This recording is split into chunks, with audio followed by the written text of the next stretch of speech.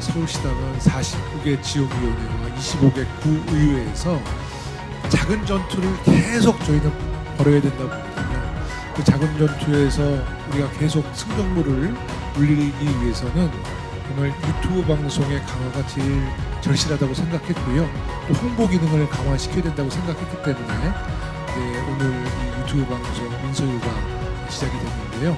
여기 함께 참석해 주신 모든 우리 지지자 여러분들 함께 해주셔서 다시 한번 진심으로 감사드립니다. 많이 도와주십시오. 고맙습니다. 네, 안녕하세요. 안녕히 계세요. 네.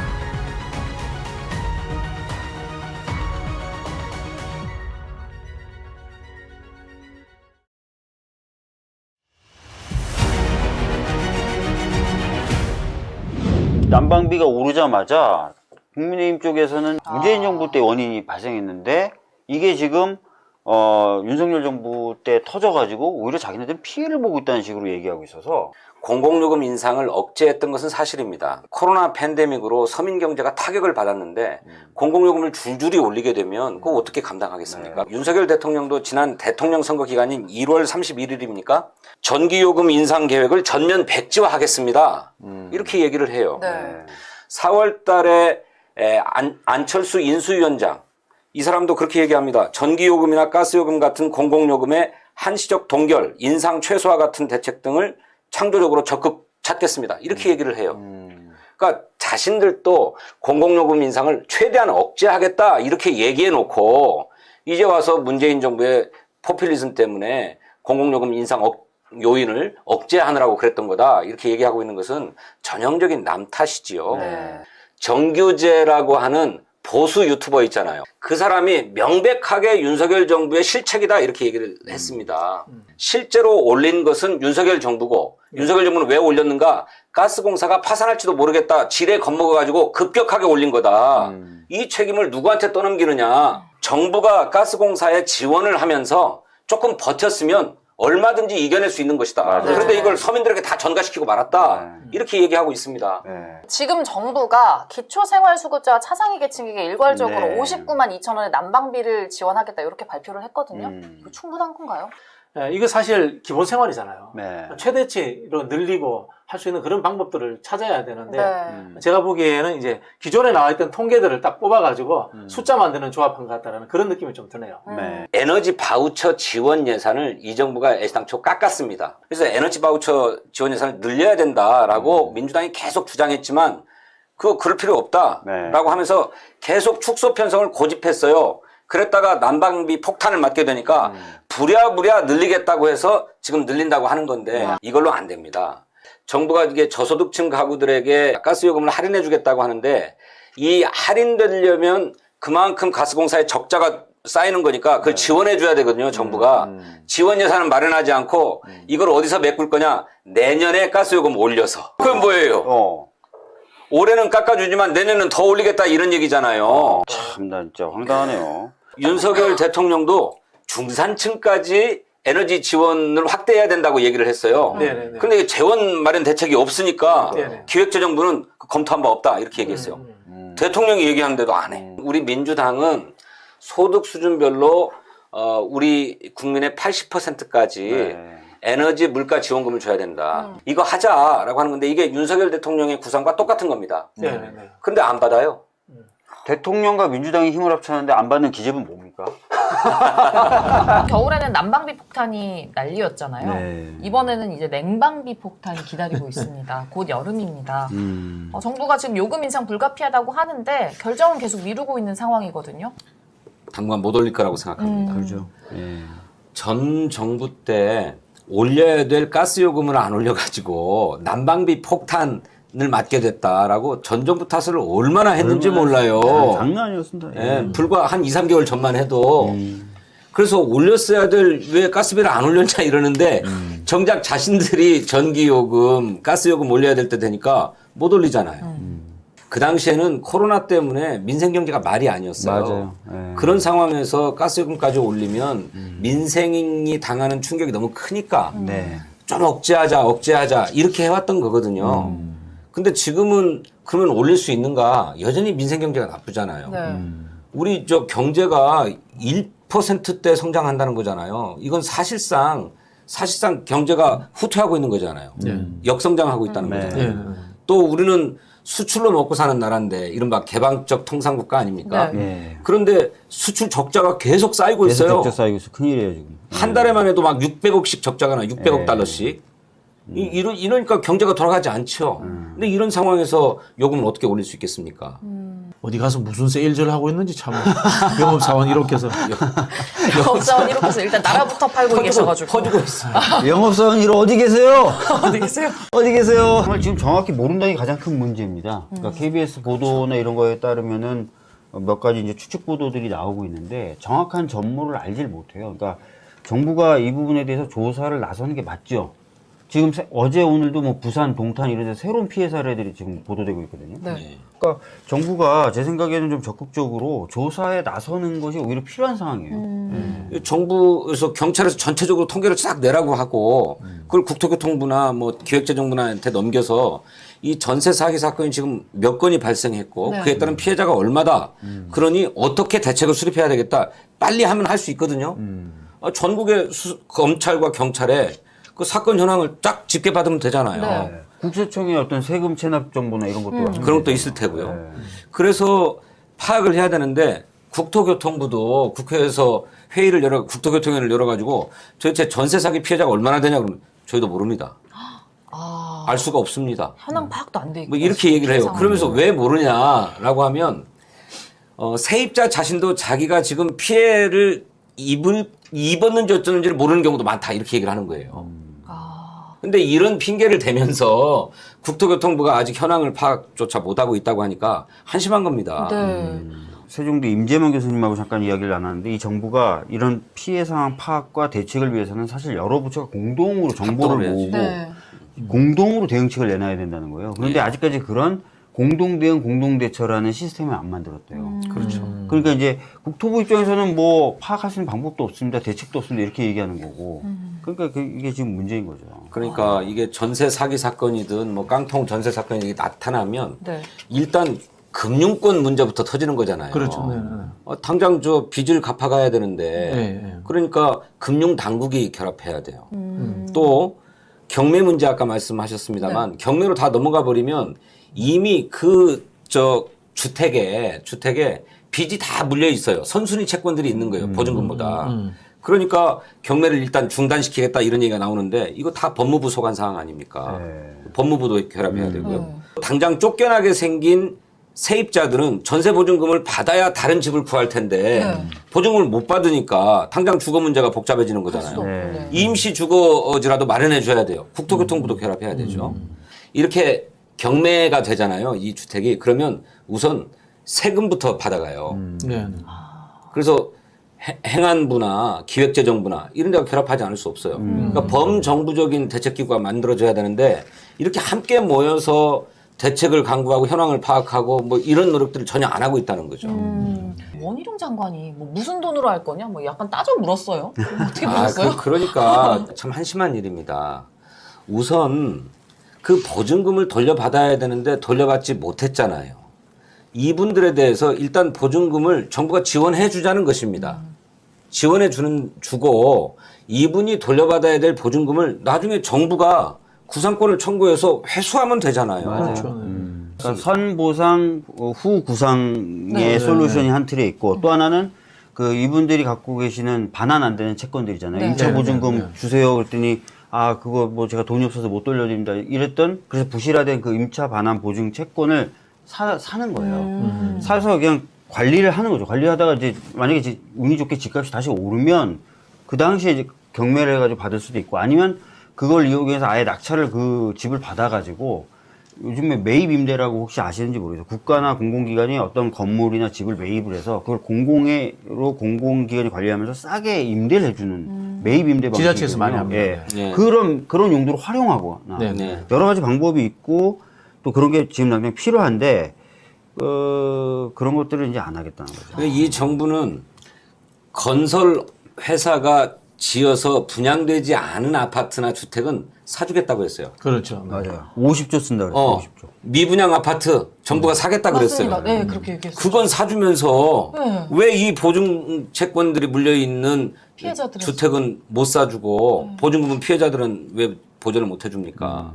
저는 또 이제 근본적으로 우리나라 은행이 대부분 국책은행이잖아요. 네. 국책은행인데 우리 IMF 때 생각해 보면 은행의 위기라든가 대기업의 위기 때 국민들이 금모으게 하고 세금 들어가지고 다 회생시켜 놨잖아요. 네. 공적 자금. 그렇죠. 공적 자금 들어갔잖아요. 그러면은 이런 상황들이 금방 말씀하신 것처럼 은행 돈이 이렇게 국가에서 보증 서는 상황에서 해결한다면 충분히 가능할 것 같거든요. 이걸 왜 안 하려고 하는지 이해가 안 돼요. 국가의 본연의 임무 아닌가요? 네. 맞아요. 세금 걷어갔으니까. 캠코가 그런 거 하자고 만들어진 그렇죠. 네. 조직 아닙니까? 네. 그리고 뭐 이해가 안 되는 게 이제 미분양 아파트 말씀하신 대로 그건 사주잖아요. 그거는 이제 건설사 살리려고 하는 건데 예. 그러면 이제 세입자들은 다 죽어도 되고 그게 앞뒤가 안 맞는 거예요. 민주당이 직접 피해자분들의 이야기를 듣겠다고 나선 겁니다. 그래서 2주 만에 한 420건의 고충이 들어왔고 지금은 500건 가까이가 됐어요. 500건. 고충 내용은 짧게 어떤 내용들이 좀 있었나요? 4억 6,500에 광명시에 전세 계약을 하신 분이 있어요. 근데 언뜻 들으면 엄청 큰 금액 같잖아요. 네. 근데 그 중에서 3억 가까이는 대출입니다. 근데 그분이 이제 전세 사기를 당했는데 이분은 지금 정부가 정한 4억 5천이라고 하는 기준에 살짝 넘어서는 거예요. 그럼 피해자가 안 되게 되고 그러면 저리 대출이라든지 이런 것들도 다 안 돼요. 아니면 사기로 입증되어야 피해자 지원이 되는데 사기가 안 될 것 같아요. 그런 거라든지. 사기의 어떤 고의성이라든지 이런 부분은 좀 많이 약해졌는데 네. 그 여전히 말씀하셨던 무슨 보증금 액수 기준이라든지 6가지 요건을 다 맞춰야 돼서 네. 어제 이제 국회 앞에서 피해자분들 기자회견하면서 6개 조건 다 맞는 사람만 구하겠다 그러면 도대체 누굴 구하겠다는 거냐 이런 기자회견을 하시기도 했죠. 네. 좀 짧게나마 설명을 좀 해주셨는데 일단 현장에서 말씀하시는 것 중에 가장 어렵다고 보시는 부분은 어떤 게 있을까요? 뭐 당장 좀 파악이 필요한 부분? 이런 것들? 지금 제일 현안은 대환대출인 것 같아요. 제가 방금 말씀드린. 네네. 왜냐면 이게 대출을 못 갚으면 장기 연체자가 되고 장기 연체자가 되면 저도 이번에 처음 알았는데 그럼 신용대출 받은 걸 다 바로 갚아야 돼요. 근데 돈이 있는 상태가 아니실 가능성이 네, 높잖아요. 여유롭지 않은 그러면 경우. 또 그걸 연체하게 되고 그게 조금씩 쌓이면 바로 신용불량자가 돼요. 네. 이게 대환대출이 사실은 되게 시급한 내용입니다. 근데 그게 잘 안 되고 있고 그 기사를 보면 네. 대출 예정자라고 보여졌던 분들의 1%밖에 대출이 안 됐다 이런 게 떠요. 그러니까 이게 정책은 만들어졌지만 지금 정책이 작동하지 않고 있어서 거기에 엄청 답답함을 많이 느끼고 있습니다. 네. 정부에서 내놓은 대책은 어떤 것들이 있고 또 민주당이 볼 때는 좀 어떻게 보이는지 설명해 주실 수 있을까요? 다음 집을 전세로 가면 대출을 또 해주겠다. 아. 이런 정책이 처음에 나왔었고요. 네. 대출 지원 정도. 사기를 당해서 돈이 없는데 다음 전세를 어떻게 가죠? 그러니까요. 또 대출 또 빚을 그걸 져라. 또 빚을 추가로 지게 빚을 해주겠다. 져라라는 얘기를 하는 거죠. 그러다가 원래 원희룡 장관은 피해주택을 매입하거나 아니면 지금 경매시 됐을 때 피해자들이 먼저 그 집을 살 수 있는 권한, 네. 우선 매수권을 달라고 피해자분들이 계속 요구했는데 이걸 다 안 해주겠다고 했었어요. 근데 사람들이 돌아가시고 하니까 이제 지금은 법을 통해서 피해주택을 거기 살고 있는 사람이 먼저 살 수 있게 우선 매수권을 주거나 혹은 아니면 그 사람이 사지 못하면 국가가 그걸 사줘서 공공임대주택으로 전환하고 그분이 한 20년 정도 사실 수 있게 하는 이런 정책들을 내고 있고요. 사실 민주당에서는 조금 한 발 더 나가서 그 주택에 계속 거주하셔도 되는 분도 있지만 그렇지 않은 분들도 있어요. 네. 이주하는 사람들을 위한 정책은 지금 전혀 없습니다. 그래서 민주당에서는 지금 채권을 우선 매입해달라. 그러니까 보증금을 돌려받을 수 있는 권한이 지금 임차인에게 있거든요. 네. 그것을 시세에 맞춰서 캠코라고 하는 기관이 먼저 사주는 겁니다. 그런 다음에 캠코가 나중에 이 집을 경매 넘겨서 다시 돈을 일부 환수하는 거죠. 그런 정책을 해달라고 하고 있고. 그러니까 그렇죠. 그 집에서 더 살고 싶지 않은 거예요. 그리고 당장 네. 돈이 좀 필요하신 분들이 많고. 근데 하여튼 정부는 지금까지 무조건 그게 안 된다고 하는 입장이어서 네. 그 부분이 가장 크게 지금 쟁점으로 남아있는 상황입니다. 저는 이제 이런 일을 겪을 때마다 국가의 역할이라는 게 뭔가라는 좀 근본적인 네. 질문을 드리고 싶어요. 왜냐하면 또 제가 정책 전문가는 아니니까 이 부분에 왜 이 말씀을 드리냐면 한국의 은행이라는 게 다 국책은행이잖아요. 맞아요. 솔직히 사실 말씀드리면 그렇죠. 자 우리 97년, 98년 IMF 때 은행이 망한다고 해서 국민의 세금이 들어가서 은행 살려놨잖아요. 음. 그럼 국민이 망할 것 같으면 은행이 돈을 돈을 내놔야죠, 살려놔야죠. 당연히. 네. 그런데 지금 채권 매입을 못 해주겠다? 이게 지금 말이 되나 이런 생각이 들고요. 지금 또 보면은 시중의 은행들이 다 부동산 사업을 다 해요. 지금 또 가계부채의 대부분이 부동산 대출이에요. 맞아요. 그런 상황이라면 이게 왜 국가의 재난이 아니죠? 저는 국가의 재난인 것 같아요. 그렇다면 정부가 국책은행을 통해 가지고 광범위하게 채권 매입을 해준다거나 아니면 말씀하신 것처럼 뭐 임대주택으로 전환한다거나 이런 방법들을 좀 찾아줘야 되지 않나. 네. 그런 좀 확장된 개념으로 생각했으면 좋겠어요. 은행 이야기 하셨지 않습니까? 지금 그러니까 이런 거예요. 20대 중반이 되었는데 갑자기 빚이 집은 잃고 빚이 한 8, 9천만 원이 생겨요. 이 친구가 그런 말을 해요. 내가 지금 월급으로 돈을 벌어서 한 50대가 돼야 이걸 갚을 것 같은데 아니 이걸 어떻게 해야 됩니까? 게다가 이게 이제 뭐 투자를 한 게 아니지 않습니까? 그런 게 아니라 그냥 전세 잘 살지 않습니까? 저도 전세 살아요. 근데 그거 할 때 그걸 잃을 거라고 어떻게 생각했겠습니까? 네. 그러다 보니까 그걸 충분히 지원해 줄 저는 당위는 있다고 생각하는데 예를 들면 국가가 지금도 그 부동산 부실 PF 사업장에 5천억을 주겠다고 하고 있어요. 그렇죠. 그리고 요 일전에는 28조 원의 금융 지원을 하겠다고 했어요. 네. 그러니까 그런 것들은 하는데 왜 이건 이렇게 인색할까 이런 생각을 할 수밖에 없는 거죠. 맞습니다. 거긴 시장이거든. 시장은 지원을 해주고 사람은 국민의 지원을 안 해주고. 시민은 지원을 주지 않고. 기본 생활권인 주거 문제는 지원 안 해주고 이게 완전 앞뒤가 전도된 참. 정권인 거죠. 네.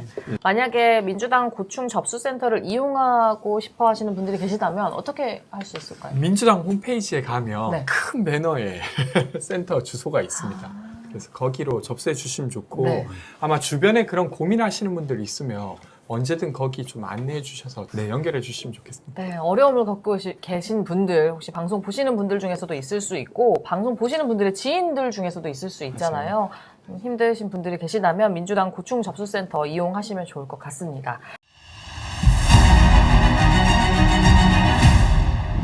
아직 유가족분들도 그렇고 대부분의 국민들이 지금 상황을 아직까지 납득 못하고 있잖아요. 맞습니다. 지금 뭐 책임지는 사람도 없고 네. 어떤 점이 가장 문제다 그리고 아쉽다라고 생각을 하시는지. 정부의 비협조예요. 네. 정부의 비협조가 되니까 국정조사를 했는데도 정인채택 문제라든가 여러 가지 문제점들이 나왔던 거고 어떤 뭐 다른 방식으로라도 추가적으로 이어줄 수 있는 방법들을 찾아야 된다고 그런 생각이 듭니다. 네. 가족분들은 독립적인 조사기구를 말씀하고 계시지 않습니까? 네. 그 국정조사에 참여했던 국정조사 위원들 모두가 네. 그런 사고가 발생했던 근본 원인이 뭐고 구조가 무엇인지를 철저하게 조사해서 대책을 세울 독립적 재난조사기구가 1차적으로 필요하다는 것이고 정부가 뭐 수사를 하겠다고 막 해가지고 경찰 특수본을 가동했지만 일선의 경찰관들만 책임지고 있잖아요. 맞습니다. 우리 법에 이런 재난의 총괄 책임자가 행정안전부 장관으로 되어 있잖아요. 근데 행정안전부 장관이 이런 사고가 발생하기 전에 예방 조치를 충분히 취했느냐? 못했어요. 그렇죠. 네. 주최자가 없는 행사라서 아무 대책이 없었다.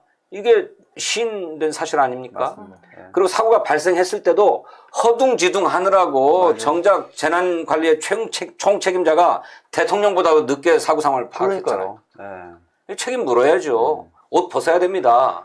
심지어 그 윤석열 대통령이 이렇게 지시하거든요. 첫 번째 지시가 행안부 장관을 중심으로 대비를 잘해라. 국회 본회의에서 이상민 행안부 장관 탄핵안이 통과가 됐습니다. 네. 이게 헌정사 최초예요. 장관, 국무위원에 대한 탄핵은 이게 첫사례입니다. 탄핵 전 해임 건의를 하는 절차를 거치고 그 건의를 대통령이 다 지금까지는 한 번도 예외 없이 수용해 왔기 때문에 탄핵이라는 절차까지 가지 않았는데 이번에 역사상 처음으로 두 번째죠 사실은 네. 박진 장관에 대한 해임 건의 때도 그렇고 최소한 읽어는 봐야 될 거 아니에요. 근데 이제 받으면서 반사 해서 이제 못하겠다라고 하는 그러니까 기본적인 대화의 태도가 안 되어 있는 저 대통령실에 탄핵 외에는 다른 옵션이 없었다라고 보기 때문에 저는 정상적인 절차 진행이라고 생각합니다. 네. 이상민 장관의 법 위반 사항 어떤 것들이 있었는지 혹시 짚어주실 수 있을까요? 너무 많은데요. 사전에 재해가 발생하지 않도록 예방할 의무가 있는데 네.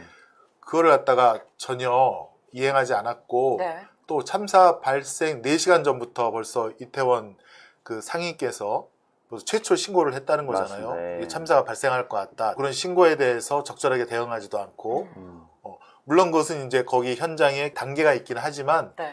그것을 제대로 작동하지 않도록 방치한 결국에는 재난안전관리 총책임자 이상민 장관의 책임이 크고요. 두 번째는 참사가 발생했음에도 불구하고 일단은 이상민 장관이 인지를 늦게 했고요.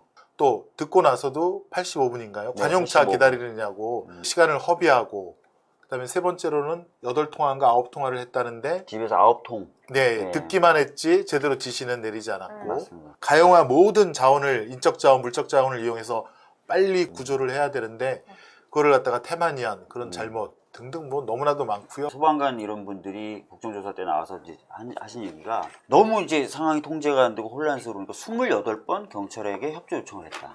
근데 아무도 안 왔다. 교통통제나 이런 게 안 돼서 구급차가 안으로 들어가지도 못하고 이런 일이 계속 발생한 거예요. 그래서 가족분들은 어떤 의심을 하고 계시냐면 약간 의식이 남아있거나 호흡이 남아있는 사람들 CPR을 해놔서 맥을 네. 뛰게 해놨잖아요. 그럼 그분들이 빨리 병원에 가야 되잖아요. 그런 조치가 안 됐다는 거예요. 친구하고 자기 아들하고 같이 갔는데 생존한 친구가 전화하기를 이 아들은 11시가 훨씬 넘어서까지도 맥박이 뛰고 있었는데 결국은 숨졌다. 이 현장에 제대로 통제 안 된 상황 때문에 수많은 사람이 목숨을 잃었다. 이런 의심을 하고 계신데 중대본이나 중수본이 그런 역할을 하는 겁니다. 조정하고 관리하고 컨트롤하는 거거든요. 근데 그런 기능이 전혀 작동하지 않았다. 행안부 장관이 그런 역할을 해야 되는데 안 했기 때문에. 네. 행안부 장관은 재난안전관리 업무를 총괄하고 있긴 하나 안전사고나 재난재해 시에 긴급구조와 지원은 자치경찰의 사무다. 그러니까 내 탓이 아니다라는 거예요, 결국엔. 중요한 것은 현장에서 경찰한테 너 여기가 저기가 지시하는 이런 지시가 아니라 어떤 책임이 없는 큰 형태의 다중행사나 대중행사에 대해서는 광역자치단체장인 서울시장하고 행정안전부 장관의 책임이 있는 거거든요. 네. 아, 저기 공백인데 저 문제 어떻게 할 거야? 그 해결해라고 지시를 하고 아니면 해당 구청장에게 협조 요청을 하고 이런 작업들을 하라고 존재하는 사람들이잖아요. 그러니까 아무도 돌보지 않고 서로 책임을 미루는 일들을 총괄적으로 조정하는 업무에 있기 때문에 A시상초부터 10만 명이 넘게 모인다라는 뉴스 보도가 됐을 때 이 문제에 대해서 행안부가 어떻게 할 건지를 그때부터 고민했어야 되는 거예요. 지금 이 내용은 정치적으로 바라봐야 되는 것이고 장관으로서 자기 업무를 했는지 안 했는지에 대해서 묻고 있다라고 저는 그렇게 보고 있습니다. 유가족이 시청 광장 한켠에 급하게 분향소를 또 마련했어요. 네. 지금 상황이 어떤가요? 원래 장소는 광화문 북광장이라고 불리는 광화문 쪽의 한쪽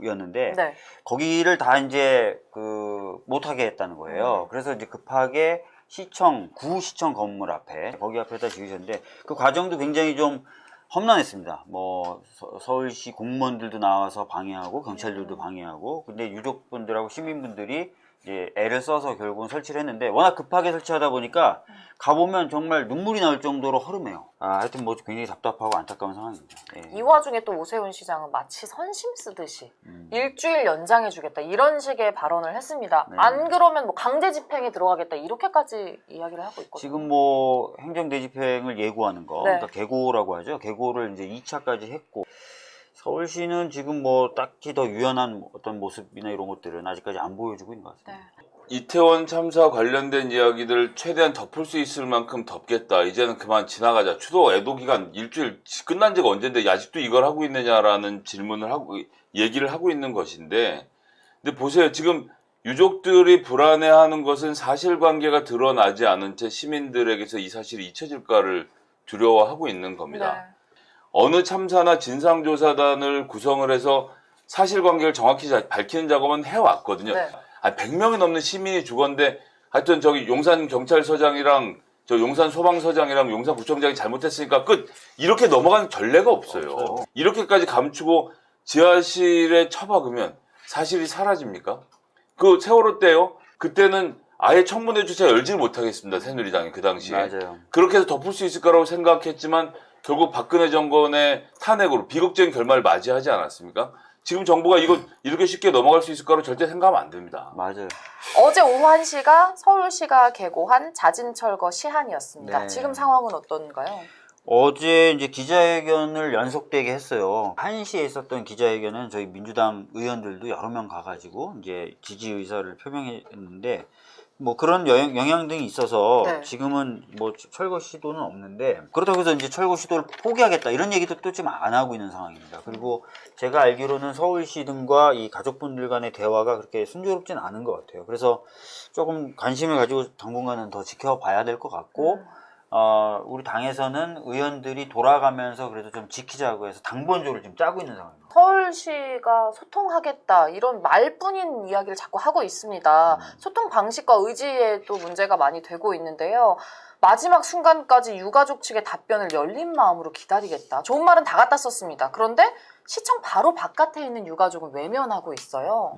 그런 게 좀 답답하죠. 답답한 거죠. 뭐 기사로 나온 거라서 실제 그런지 몰라도 기사에는 전화를 해도 전화를 안 받는다라고 네. 서울시 관계자가 답답함을 호소하는 대목이 나와요. 어떤 기사에는. 근데 아까 말씀하신 것처럼 시청 바로 앞이에요. 20m도 안 걸립니다. 그래서 나와서 직접 보면 되거든요. 그럼 거기 가족분들이 항상 계세요. 근데 전화만 하고 있고 이러면 되게 황당한 거죠. 오세훈 서울시장이요. 이태원 참사 일어났을 때 얼마 안 있다가 울면서 기자회견을 했어요. 제가 그거 보면서 맞아요. 그 사람이 지금 소통도 안 하고 있잖아요. 네. 그래놓고 녹사평역 지하에 뭐 추모 공간 마련하겠다는 뭐 계획 이런 세우고 있고, 저는 이거 녹사평역 지하 4층에 뭐 널찍하고 쾌적하다고 하는데 그냥 사람들 기억에 잊혀지길 바라는 오세훈의 의중이 담겼다고 봐요. 4월 16일이 돌아오죠. 내일 모레. 일요일이면 벌써 세월호 참사 9주기입니다. 시간이 너무 빠르게 느껴져요. 과연 9주기 동안, 9년이 지나는 동안 어떤 게 바뀌었다고 보세요? 뭐 세월호 관련돼서는 진상조사 기구가 여러 차례 꾸려지고 또 기간이 연장되기도 하고 뭐 이런 있었지만 뭐 완벽하게 다 진상을 규명했다 보기는 어렵긴 어려워요. 물론 이제 많은 부분 밝히긴 했습니다. 근데 대표적으로 침몰원인이나 이런 부분들이 아직 안 밝혀졌고, 네. 그다음에 이제 대통령 기록물 그리고 뭐 국정원 기록 이런 것들은 아직 제대로 많이 보지 못했으니까 대통령 기록물은 아예 못 봤고, 그다음에 이제 국정원 기록은 문재인 정부 후반기에 좀 협조를 받아서 보긴 했지만 다 보진 못한 상태였고, 그래서 그런 과제들이 좀 남아 있고요. 그다음에 이제 사참위가 활동을 종료하면서 80가지 정도의 공고사항을 냈어요. 네. 그런 부분 이제 국회가 챙겨야 되는데, 사참위법에는 이 챙기는 구조가 명확하게 설정이 안 돼 있습니다. 그래서 지금 뭐 백혜련 의원님 안이나 몇몇 사참위법 개정안이 나와 있고, 그래서 그런 것들을 좀 처리를 해야 되는 그런 과제들이 남아 있습니다. 네.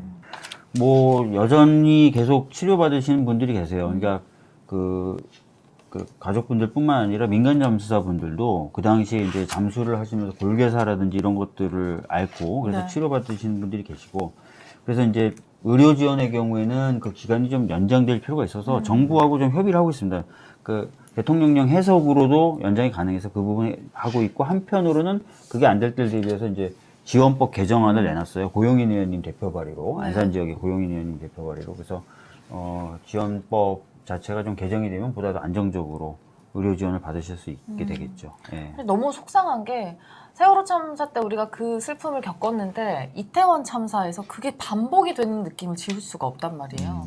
이게 4.16이잖아요. 그래서 오늘 이틀 전인 오늘 금요일 날 여러 의원님들과 함께 이제 기자회견을 했죠. 우리 박주민 의원님이 이제 민주당의 세월호 특위 위원장님을 하고 계신데, 안전사회 건설을 위한 권고 80가지 이에 대해서 만약에 이런 이 권고 사항들이 그 전에 충분히 이행이 됐다면 네. 과연 이태원 참사가 일어났을까, 이런 아쉬움이 있는 거죠. 완전히 막지 못했더라도 지금보다는 희생자가 줄었을 수 있지 않았나라고 생각이 들고요. 그래서 제가 속한 정무위에서 이 권고를 이제 국회가 직접적으로 보고받고 챙기도록 법안이 이제 올라와서 심사를 해야 되고, 이번 달 소위에서 어떻게든 통과를 시키려고 네. 여당하고 얘기를 하고 있고요. 여당이 혹시 이상한 게 없을까라고 자꾸 의심을 하고 있어서 전혀 그런 게 아닌 정말 있는 그대로 권고 이행을 우리 국회가 직접 챙기다는 거라고 하는데도 이분들이 잘 믿지 않는 상태인데요. 내년이 이제 10주기죠. 네. 저는 그 전에 우리 사참위에서 낸 80가지 권고가 최대한 많이 이행될 수 있었으면 좋겠고, 역사적이고 정치적으로 좀 보면 이런 것 같아요. 이 세월호 사건으로서 촛불혁명까지 쭉 이어졌다고 봅니다. 촛불혁명에 의해서 촛불 정권이라는 문재인 정권이 등장을 했고 적폐청산 등 뭐 수많은 사회개혁을 했습니다만 결국은 정권이 넘어감으로 인해 가지고 12구 이태원 참사 같은 일이 다시 일어나지 않았나라는 그런 생각이 듭니다. 국회에서 수많은 입법을 만들더라도 실제로 집행을 하는 것은 정부예요. 그런 부분에서 행정부 권력을 잡지 않으면은 역사는 언제든지 퇴행할 수 있다라는 우리가 교훈을 얻었다고 봅니다. 그 이야기는 뭐냐면은 최고의 개혁은 집권이다. 라는 그런 생각을 갖고 우리가 좀 더 강력한 대여 투쟁과 그리고 집권 비전을 국민들에게 보여주는 것이 역사적으로 이 세월호 사건과 12.9 참사의 재발 방지라든가 한국이 좀 더 국민들이 안전하게 사는 나라로 가는데 가장 중요한 정치적 모멘텀이 아닌가 그런 생각이 듭니다. 맞습니다.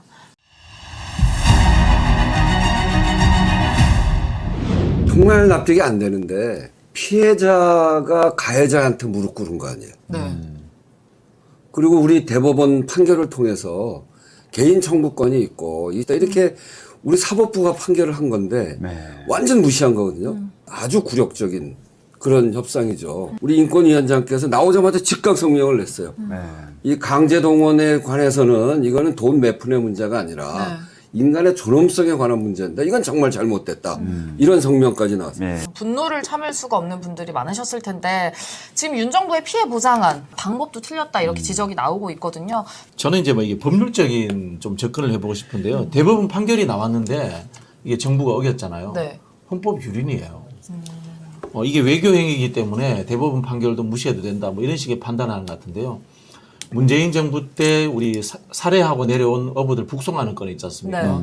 그게 이제 우리도 어떻게 보면 북한과의 외교적 이야기지 않습니까? 근데 지금 윤석열 정부에서 그게 국내법을 적용해가지고 그 사건들에 대해서 기소했어요. 이게 지금 말이 안 되는 행동입니다. 2018년대 사법부의 재판거래 의혹, 박근혜 대통령과 사법부의 이 재판거래 의혹 때 똑같은 내용이에요. 그걸 수사한 사람이 윤석열 한동훈입니다. 그래서 그 사람들이 그 당시 다 유죄가 나왔습니다. 똑같은 짓을 본인이 지금 대통령이 되었다고 하고 있는 겁니다. 피해자들의 동의가 없이 이거 손해보상을 청구한다는 게 말이 안 되지 않습니까? 그런 부분에서 저는 이게 헌법 정신을 유린하고 있다 이런 생각이 듭니다. 근데 이 방안을 그냥 법리적으로만 보면요, 우리 정부가 우리 피해자들에게 뭔가를 하겠다. 안 되든 모든 책임 우리 정부와 우리 기업이 지겠다. 이거예요. 앞으로도 비슷한 소송이 더 계속 제기될 거거든요. 이 강제징용, 강제동원 피해자분들이 늘어나면 늘어날수록 그 모든 책임도 또 이 해법에 따르면 우리 기업과 우리 정부가 계속 지는 거예요. 요번에 이제 외신 기사를 보면 뉴욕 타임스에는 뭐라고 돼 있냐면 한국이 일본보다 훨씬 더 많이 뭘 내줬다. 그리고 워싱턴 포스트에서도 양국 관계의 미래를 위해서는 일본이 더 많이 성의를 보여야 된다. 정치적으로 매우 취약한 그런 합의다. BBC에서도 뭐라고 그러냐면 2015년에 한일 간 위안부 합의가 2018년에 파괴된 전례도 있다. 이렇게 정치적으로 취약한 합의가 이게 유지된다라고 하는 보장을 할 수도 없고 해서도 안 됩니다. 사실상 한일 양국 간 뭐 논의는 있었을지언정 합의문도 없었고 합의문도 없고 별도의 각서도 없었기 때문에 뭐 구속력이 없다고 봐도 되지 않을까요? 선언이기 때문에 이거는 뭐 우리 정부가 철회하면 되는 거 아니겠습니까? 그렇죠. 양금덕 할머님도 이야기하셨습니다. 제3자 변제 방식에 동의할 수 없다라고 명확하게 하셨고 우리 민법에도 안 돼요. 469조인가 그게 이제 제3자 변제 조항이 있는데 제3자 변제는 할 수 있는데 피해자가 동의하지 않으면 채권자가 동의하지 않으면 안 되게 돼 있어요. 사실상 그 전까지는 우리가 일본 전범 기업이나 일본 정부를 상대로 싸워왔는데 이제는 우리 정부를 상대로 싸워야 돼요. 이걸 뭐 국가의 2차 가해다 뭐 이렇게 보시는 분들도 있고요. 국가의 2차 가해죠. 지금 가장 궁금한 건요. 우리나라 정부가 왜 이러는 걸까? 그게 가장 궁금한 포인트거든요. 나도 정말 잘 이해가 안 가는데 저 한일 또 한미 뭐 이런 회의가 계속 잡혀가는 거 아니에요? 그러니까 이런 앞으로 회담을 앞두고 뭔가 좀 칭찬받을 일을 좀 해야 되겠다. 그래서 하는 거 아닌가. 하나는 어쨌든 이제 미국 정부가 한일 관계가 이제 정상화됐으면 좋겠다는 의견을 강력하게 표방을 하니까 미국의 요구를 수용하겠다는 측면에서 일본과 가까워지겠다는 생각을 할 수 있고요.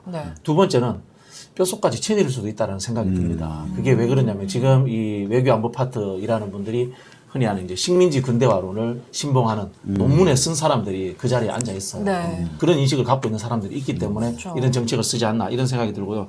또 하나 이제 제가 최근에 외국에 계시는 이제 전문가한테 들은 이야기인데 조만간에 북한이 ICBM이라든가 핵실험을 할 가능성이 있답니다. 그랬을 때 윤석열이 그거 봐. 북한이 저렇게 도발할 것 같으니까 한미일 공조 체계를 나는 욕을 먹더라도 선제적으로 이걸 만들려고 했던 거야. 그렇게 해서 그 사건이 일어나면 지지율을 끌어올리겠다라는 그리고 또 한반도에 긴장을 조성해가지고 총선 전략까지 끌고 가겠다라는 그런 의도가 숨어 있지 않았나라는 이야기를 제가 미국에 계신 전문가한테 들었습니다. 저도 사실 세 번째 관련된 얘기들을 최근에 많이 듣고 있거든요. 네. 그러니까 미국의 요구도 있었고 네. 또 원래 일본하고 가까워져야만 우리나라 경제가 산다 이렇게 신봉하는 사람들이기도 한데 옛날 사람들. 사실 궁극적 목적은 이 한미일 공조체제를 빨리 만든 다음에 이 한반도에서의 긴장을 대폭 끌어올리려고 하는 그런 의도가 있는 것 아니냐라는 얘기들이 있어요. 그게 이제 사실 총선 전략을 로 놓고 봤을 때 보수가 선택할 수 있는 길 중에 하나 아니냐 이렇게 얘기하시는 분들이 꽤 있습니다. 제가 지금까지 수십 년간 봤던 대한민국 정상 외교 사상 이것은 굉장히 최악의 정상 외교라고 할 수 있어요. 얻은 게 하나도 없이 일방적으로 양보만 하고 돌아온 그리고 심지어 대한민국 대통령이 타결되었다고 주장한 내용을 일본의 담당 장관이 그렇지 않다. 타결된 게 아니다라고 부인까지 하는 윤석열 대통령 제발 외교 좀 그만해라. 그런 얘기를 하고 싶을 정도로 아주 민망하고 자존심 상하는 그런 외교였습니다. 하나하나 이번 방일 외교를 평가하면서 짚어볼 텐데요. 일본은 아주 외교에서요 대승을 거둔 겁니다. 세상에 이렇게 모든 걸 다 바치고 하나도 못 얻어오는 그런 외교를 제가 접촉한 그 국민의힘 국회의원 중에 모든 사람이 이 주제로 토론 나가고 싶지 않다. 얻어온 게 하나라도 있으면 그걸 부각시킬 텐데 유일하게 할 수 있는 말은 미래에 생길 게 있으니까 이번에 대승적으로 사내답게 시원하게 양보하고 왔다. 이 얘기밖에 할 수가 없는 거죠. 오늘 제가 낮에 MBC에 이제 국민의힘 의원하고 이제 한 20여 분 이 주제로 토론을 하고 왔는데요. 똑같은 지금 방금 하신 말과 똑같은 말만 계속 반복했어요. 미래에 뭔가 올 거다. 네, 미래에 뭔가 올 거다. 지금은 첫걸음일 뿐이다. 첫걸음 가지고 판단을 다 하면 어떡하냐. 미래에 올 거다. 미래에 올 거다. 그럼 뭐가 구체적으로 미래에 오냐. 미래에 올 거다. 회담이 끝났는데 야금야금 새로운 소식들이 들려오고 새로운 있어요. 얘기가 너무 많아요. 근데 이 얘기가 충격적인 건 일본 정치인 그리고 일본 언론을 통해서 흘러나온다는 거예요. 전직의 차이가 있잖아요. 우리 대통령은 검찰총장 출신이고 기시다는 외무상이었잖아요. 그러니까 한일 관계를 잘 아는 사람이지 기시다는. 그러니까 정식 의제가 아니었더라도 불쑥 이제 여러 가지 얘기를 꺼낼 수 있는 컨텐츠가 준비돼 있던 윤석열 대통령도 오므라이스, 일본 맥주 이런 거에 대해서 준비가 돼 있었던 거예요. 어떤 걸 먹을지에 대해서 꼼꼼히 생각하고 가셨는데 관련해서 송기호 변호사님이 정보 공개 청구를 요구를 했습니다. 근데 대통령실이 과연 여기에 응할지 좀 의문이기도 하고 일본이 계속 그 언론에 대고 대화록에 상당히 한 얘기를 하고 있잖아요. 네, 하고 있죠. 그러니까 그거를 이제 역으로 해서 야 일본 언론이 이렇게 하고 있는데 사실이냐 이런 걸 우리가 계속 추궁할 수는 있을 것 같아 보여요. 청문회를 하든 국정조사를 하든 좀 더 실체에 접근하기 위한 노력은 우리 당이 적극적으로 해야 될 필요는 있다. 이걸 국회에서 비공개라는 전제하에서의 일부 의원들만이라도 이번 한일 정상회담 관련 내용들을 이렇게 확인할 수는 없는 건가요? 예전에 이제 여야 합의로 그 NLL 관련된 것은 봤죠. 그렇죠. 녹취록을 봤었는데 그런 전례에 비춰서 뭐 할 수는 있겠죠. 근데 꼭 굳이 그렇게 하지 않더라도 아까 말씀하신 대로 정부 차원에서 분명히 먼저 할 수 있는 것들이 있어요. 예를 들어서 일본 정부에 공식적으로 문제 제기한다든지. 근데 그런 걸 자꾸 안 하고 이러니까 자꾸 일이 커지는 거예요. 외교는 상호주의잖아요. 맞습니다. 예. 하나를 얻으면 하나를 줘야 되고 그 적절한 이익의 균형이 맞아야 소위 이제 상호간의 협상을 하고 그런데 이번에는 일방적으로 퍼주기를 한 거잖아요. 그러니까 일본 입장에서는 여당이든 야당이든 간에 일본 입장에서는 이익을 본 거예요. 그러니까 일본 야당도 잘했다고 하죠. 우리 입장에서는 일방적으로 퍼주기를 했잖아요. 근데 일방적으로 퍼준 윤석열을 야당 입장에서 찬성할 수가 없잖아요. 맞아요. 근데 일본은 이익을 보니까 초당적으로 협력을 했고 그러니까 부러울 수밖에. 근데 우리는 자기가 잘했으면 모를까. 잘하지도 못하면서 왜 일본 야당처럼 안 해주냐 이런 얘기를 할 아니 지금 1년이 다 이게 돼가도록 안 맞잖아요. 맞습니다. 손익을 네. 따져보면 외교 행위를 하면은 대통령 지지율이 올라가요. 네. 지지율이 올라가는데 그게 첫 번째는 대통령이 모든 그 언론의 화면을 다 따먹고, 네. 그다음에 두 번째는 그 따먹는 과정에서 기자들과 동행을 하고, 그리고 세 번째는 외교 행위라는 게 가기 전에 이미 거의 다 합의돼서 가잖아요. 그렇죠. 그럼요. 가기 세리머니만 하기 때문에 당연히 잘 나올 수밖에 없대요. 근데 이거를 윤석열 대통령은 떨어져요. 외교의 맞습니다. 기본을 모르는 거예요.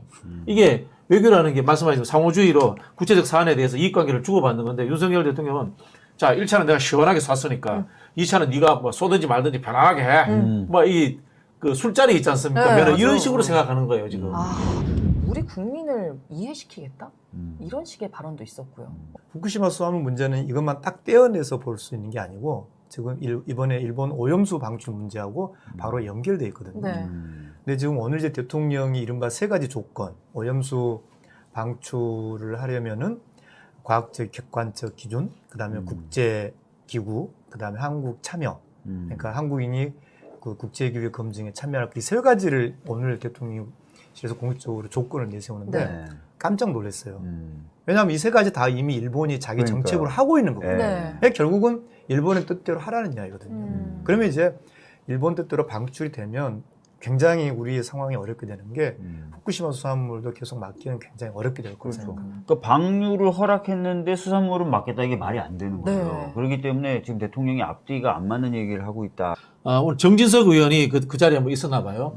비슷한 이야기 했는데 IAEA를 통해 가지고 과학적 절차를 통해 가지고 우리가 검증하도록 하겠다라고 이야기했는데 이게 일본이 했던 이야기예요. 맞아요. 일본이 이야기했던 금방 변호사님 말씀하셨던 과학적인 국제기구 한국 참여 이야기인데 이게 일본의 기본 입장인데 국제기구가 일본에서 이야기하는 게 IAEA라는 국제 원자력 기구인데 네네. 여기는 원자력의 평화적 활용이라는 원자력의 활용에 대해서 검증하는 기구예요. 자 그러면 해양이 방사성에 의해서 오염됐다. 그럼 어디로 가야 됩니까? 환경이라든가 식품이라든가 보건 쪽으로 가야 되는 거예요. 네. 국제기구 이름을 대더라도 하다못해 WHO 정도는 돼야지 IAEA를 대했다는 것 자체가 이게 앞뒤가 안 맞는 이야기입니다. 2020년에 이미 IAEA가 일본 이런 방산 방출 된다라고 했어요. 네. 그러니까 지금 마치 우리 국민 건강, 우리 생태계를 위해서 뭔가 어떤 의미 있는 조건을 세 개씩 딱 달아놓은 것처럼 그렇게 말을 하는데 실은 이미 그 조건들은 일본은 다 충족하고 있다라고 생각을 하고 있는 거죠. 그래서 이거는 조건이 아니라 결국은 일본한테 맡기겠다는 거예요. 결과적으로 방출을 허용하는 것처럼 가닥은 잡아놓고 네. 그렇죠. 약간 때를 기다리는 같은 느낌이 드는데요. 네네. 후쿠시마 오염수 문제는 IAEA가 중요한 게 아니라 네. 인접한 국가들, 한국, 북한, 중국, 러시아의 동의가 없으면은 이거 사실은 방류해서는 안 된다라는 게 기본 입장으로서 한국이 가져야 되는 거고요. 일본이 제가 보니까 G7이 지금 5월 달에 하지 않습니까? 네. G7을 하는 본질적인 목표도 이 후쿠시마 오염수 방류가 목표예요. 실리적 목표도. 거기 보면 참여하는 나라가 G7 외에 동남아 국가들이 거의 다 옵니다. 재미있는 무슨 쿡 제도, 무슨 우리 이름도 처음 들은 나라들도 섬나라들도 다 와요. 네. 그 이유가 그 나라들을 이 후쿠시마 방류하는데 회유하기 위한 하나의 의도가 있지 않나라고 일본에 있는 정치학자가 저한테 이야기를 해주시더라고요. 2019년에 이미 그 WTO를 통해서 후쿠시마 수산물 수입이 금지가 됐잖아요. 그렇죠. 2019년에 우리가 승소를 했죠. 네. 근데 만약에 지금 윤석열 대통령이 지금 상황에서 명확하게 반대를 하지 않으면 이게 나중에 제소의 근거로 활용이 된다고 하는데 맞나요? 그러니까 이제 그 오늘 대통령이 이야기한 세 가지 조건 이야기를 한 번 좀 더 하고 싶은데요. 네. 그게 왜 심각하냐면 우리 국제법적 권리를 포기한 거예요. 뭐냐면 우리가 국제해양법 조약상의 조약국이잖아요. 그러니까 그 조항에 따르면 일본은 어떤 의무가 있냐면 자신에게 발생한 오염물질을 확산하지 않을 의무가 있어요. 자기 영역 밖으로. 그리고 우리는 그 국제법적인 권리로 일본의 조치에 대해서 직접 검증을 하고 일본에게 국제법적으로 미리 어떤 사전 예방 조치할 것을 요구할 수 있고, 즉 대한민국의 고유한 권리예요. 근데 이번 세 가지 조건 중에 그 어디에도요, 우리가 주체적으로 검증하겠다 이런 내용은 전혀 없어요. 전혀 없죠. 그러니까 IAEA를 핑계로 그냥 일본이 원하는 방향으로 가는 거고, 그건 결국은 후쿠시마 수산물 문제에서도 우리가 지는 길로 가고 있다 이렇게 네. 볼 수밖에 없습니다. 지금 우리가 뭐 할 수 있는 방안 같은 건 없을까요? 뭐 준비를 할 수 있는 어떤 게 있어요? 뭐 만약에 지금 저희가 압박을 한다. 그러면 어떤 걸 하게 만들 수 있습니까? 이럴 때일수록 우리가 가지고 있는 국제법적 권리를 하나하나 제대로 행사하는 게 정말 중요해요. 그럼 말씀하셨던 국제해양법 조약에 따른 검증. 그렇죠. 그러니까 제가 이제 원자력 안전위원회에다가 여러 차례 정봉이 청구를 하고 요구를 했어요. 도대체 일본에게 어떤 자료를 요구하고 있느냐 하면 우리가 그 문제를 좀 보고 싶은데요. 이게 이제 벌써 2021년 4월에 일본 정부가 가기 결정으로 공식적으로 방출한다 이렇게 발표했잖아요. 네. 그럼 그 이후에 사실은 원자력 안전위원회가 제대로 일을 만약에 하는 기구라면 계속 일본에게 요구를 해야 되는 겁니다. 그러니까 지금 가장 큰 문제가 일본이 오염수 자체를 어떻게 통제하고 있는지 그런 자료들. 지금 이제 일본은 어쨌든 그 중에 하나를 이제 샘플로 뽑아가지고 무슨 이렇게 처리를 하고 그러잖아요. 네. 그러면 그 샘플링의 방법이라든지 그리고 이제 전부터 제기했던 일본 연안의 심층수, 네 그리고 이렇게 퇴적된 네 그런 자료들을 끊임없이 일본에게 요구를 해야 되고요. 일본이 주면 주는 대로 안 주면 안 주는 대로 그런 것을 차곡차곡 쌓아서 국제해양법 제소도 준비하고 우리 근거를 갖춰야 되는데 이제라도 저는 그걸 하라고 강력하게 요구를 하고 있습니다. 이럴 때 오히려 이제 국제시민연대 이런 네. 게 좀 필요한 지점이 아닌가 생각이 드는데요. 지금 윤석열 대통령 지지율이 폭락했잖아요. 네. 그 핵심이 보니까 30, 40대 주부층들.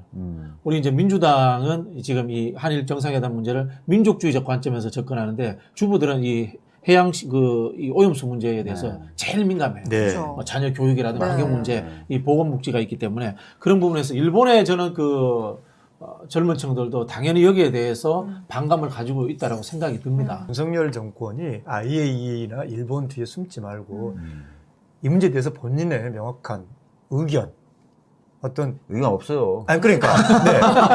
의견이 없다는 게 정말 더 심각한 문제라는 거죠. 맞습니다. 실제 일본의 이야기와 한국 정부의 이야기가 너무 달라서 일본에는 채취 금지 혹은 일본 정부가 허용한 범위 내에서의 검토 그리고 이 여러 가지 오염수에 대한 검증은 일본 정부가 하겠다 이런 식으로 얘기하고 있는데 우리는 계속 시찰단 보내서 확인하겠다고 하는 거거든요. 제대로 된 채취와 검증이 될지도 좀 봐야 될 것 같고요. 이미 답정너 아니냐. 시찰단이 출발하기도 전에 이 국민의힘이나 정부 뭐 여러 가지 원자력 안전 기술원이나 등등의 그 산하 정부기관에서 이 초청 토론을 하는 거 보면 외국 교수님 모셔다가 완전 원자력주의자거든요. 그래서 뭐 1리터 먹을 수 있다 오염수. 뭐 이런 얘기를 미리 해놓으면 시찰을 하지도 않았고 검증을 하지도 않았는데 일단 불러놓고 1리터 먹을 수 있다? 근데 그 앞에 놓여있던 물은 되게 유럽산 고급 물이 드시더라고요. 근데 아무튼 식수 또는 농업용수 혹은 공업용수도 못 사용하는 그 물을 안전하다고 계속 주장하고 계신데 네. 아니 그럼 일본 국민들 식수라도 이용한다든지 아니면 식수 좀 어렵다고 하면 최소한 농업용수 정도 이용해 주셔야 우리도 그 안정성을 믿을 수 있는 것 아니겠습니까? 제가 보기에는 아마 거의 후쿠시마 근처에도 못 가고 시찰단은 돌아올 가능성이 매우 높다고 보고요. 돌아오고 나서도 더 강력하게 이 부분은 저희가 문제를 좀 삼아야 될 것 같습니다. 맞습니다. 후쿠시마에서 식품을 갖다가 지금 먹는다고 하잖아요. 네. 후쿠시마 거기 원전 바로 옆에 걸 갖다 먹을 건지 10km 밖에 걸 갖다 먹을 건지 기준은 일본이 마음대로 정하는 거예요. 그러네요. 자, 후쿠시마 오염수가 안전하다고 하잖아요. 안전하다는 기준이 뭐예요?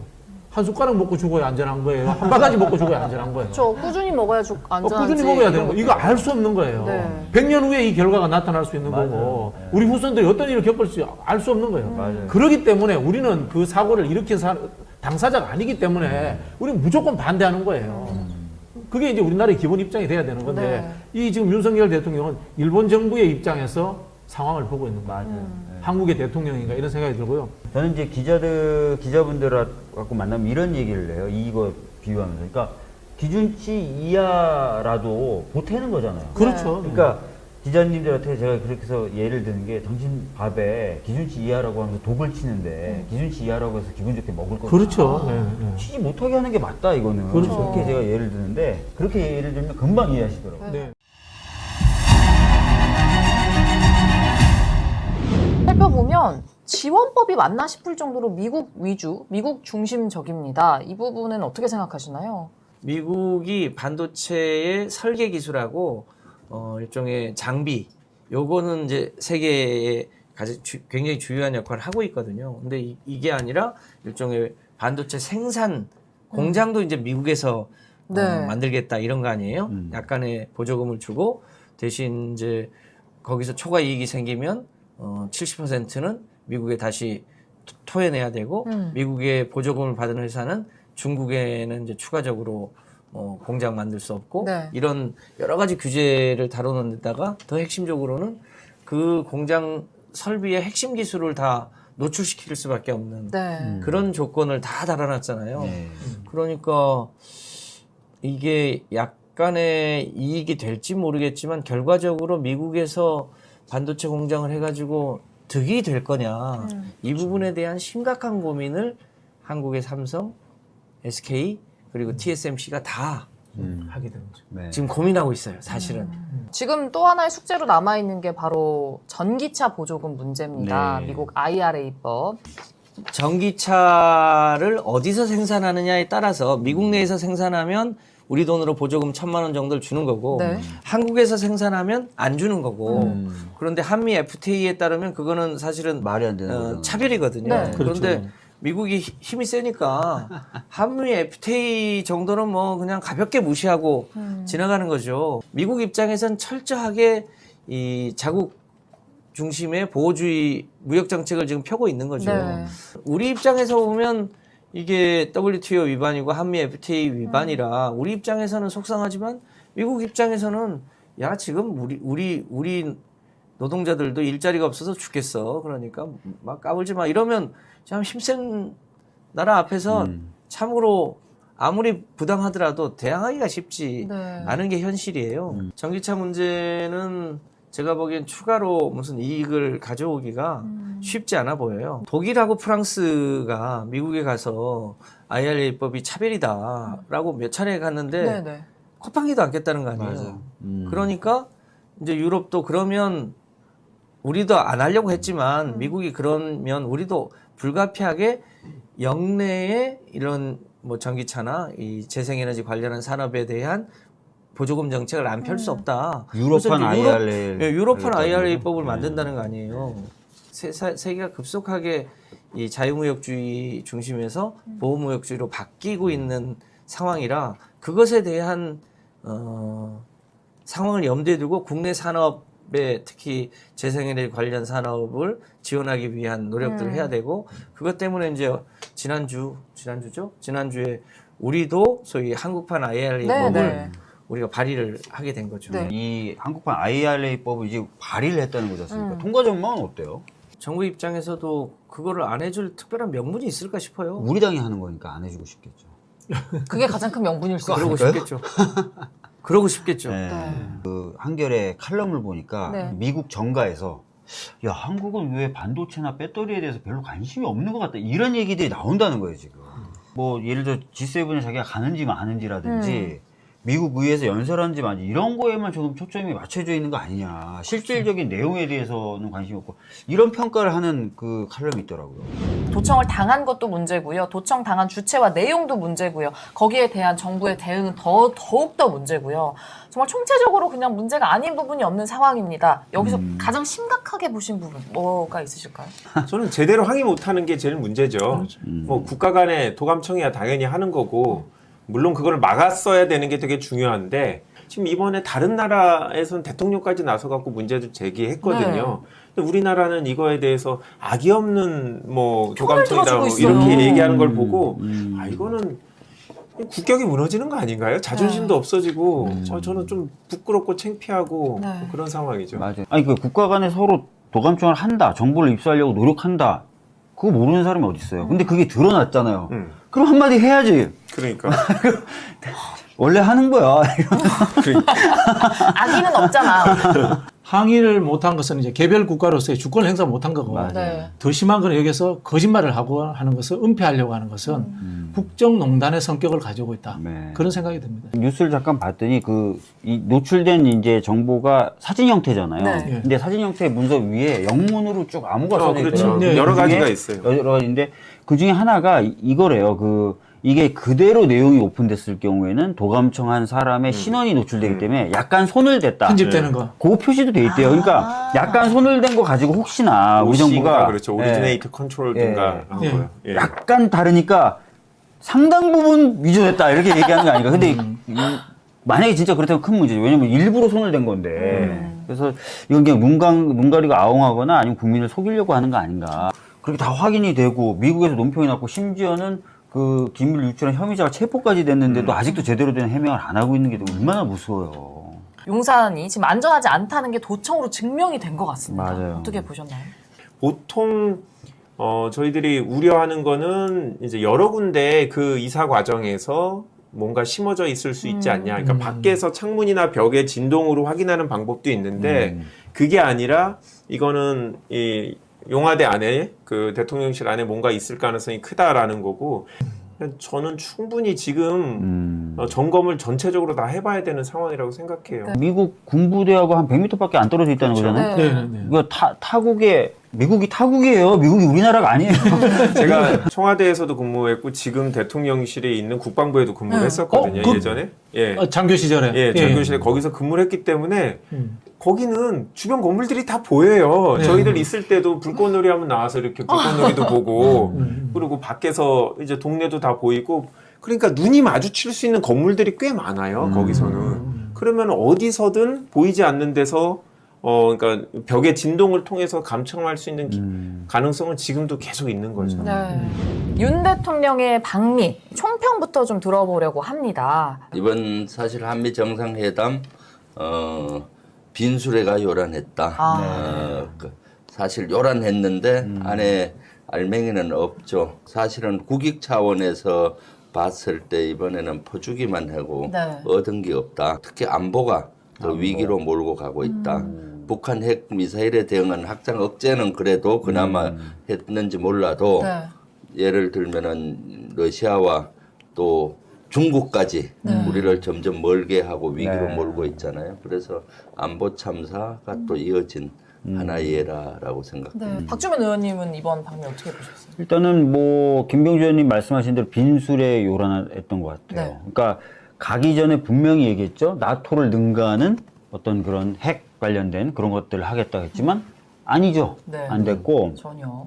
뭐 그거 외에도 여러 가지 뭔가 될 것처럼 뭐 확실하게 뭐 북한에 대해서 핵으로 뭐 이런 얘기들 많이 나왔는데 그런 얘기가 전혀 이루어지지 않았어요. 오히려 NPT 관련된 그 의무 이런 걸 확실하게 이행한다는 그 얘기를 더 하고 와가지고 심지어 조선일보까지 비판하는 이거 뭐냐 도대체 이러면서 국민의힘하고 여기에서 핵 자체 보유를 해야 된다. 뭐 핵 개발을 해야 된다. 이런 주장을 해온 게 사실인데 이번에 거기에는 확실히 미국이 못을 박은 거예요.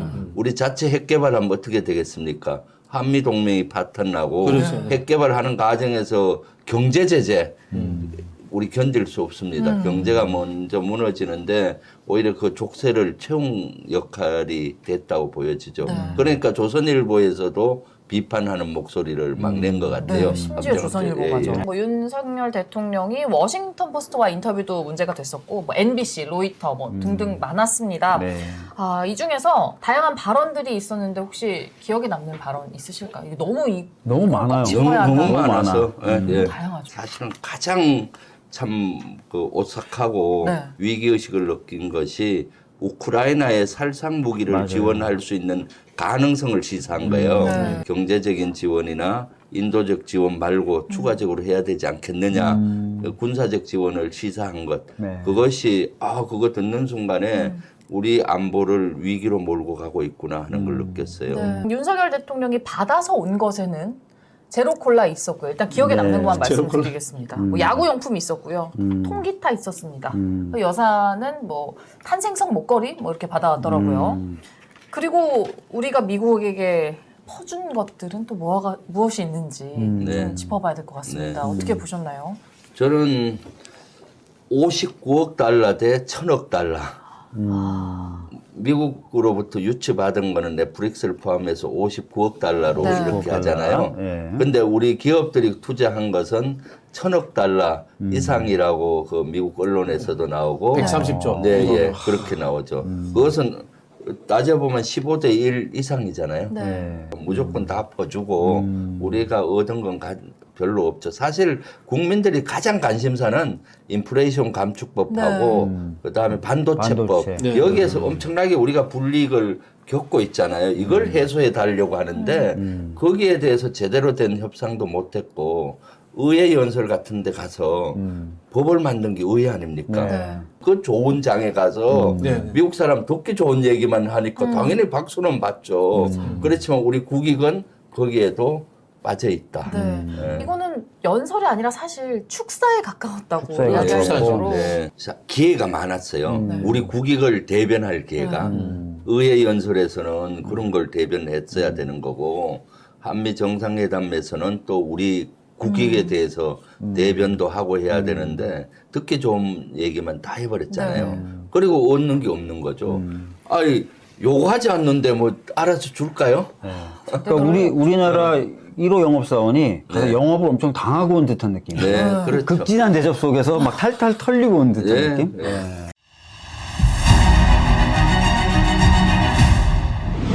이 사람들의 이 신앙과 같은 믿음이 하나 있어요. 맞아요. 시장. 시장. 무조건 시장 자유에 맡기자. 그러니까 이 사람들은 시장을 훼손하는 거는 다 나쁜 거예요.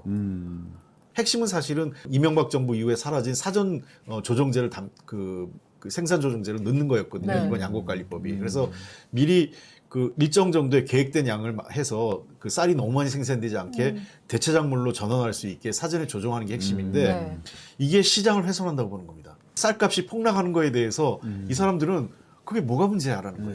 어쩔 수 없이 그냥 야당이 뭐라 하고 뭐 농민들이 들고 나니까 어쩔 수 해주는데 마음속으로는 그거를 해줄 이유가 뭐가 있지? 이렇게 생각이 있는 거예요. 근데 이 사람들이 좀 이율배반적인 거 있어요. 그럼 이게 일반돼야 되는데 다른 쪽이 안 그래요. 예컨대 이 얘기 하고 싶어요. 부동산 그 주택이 남아돈다고 하니까 주택은 사주자. 맞네요. 부동산 폭락을 막기 위해서. 네네. 그리고 또 하나 그 기업이 무너지려면 IMF 때 기업 그 살린다고 쓴 돈이 어마어마하게 썼거든요. 그러니까 이분들이 시장을 거론할 때는 사실은 그냥 별 관심이 없다. 그냥 놔두겠다는 뜻이고요. 근데 말씀하신 것처럼 뭔가 이 기업들, 대기업, 재벌 이 문제는 국가가 나와서 총력을 다해서 떠받들어 줘야 된다는 거고 뭐 나머지는 그냥 알아서 해. 뭐 이런 느낌이에요. 그러니까 하고 싶을 때는 국가 경제를 걱정하기 위해서 어떻게든 공적 자금을 쓰려고 그러고 자기들이 관심 없는 부분은 시장에 맡기자예요. 그러니까 굉장히 이율배반인 거죠. 맞아요. 일반되지가 않아요. 자, 그리고 부랴부랴 여당에서 이제 직불금 5조 지원 이런 얘기를 또 꺼냈습니다. 근데 좀 껍데기 대책이 아니냐라는 지적이 있어요. 하면 좋겠는데 실현 가능성이 전혀 없습니다.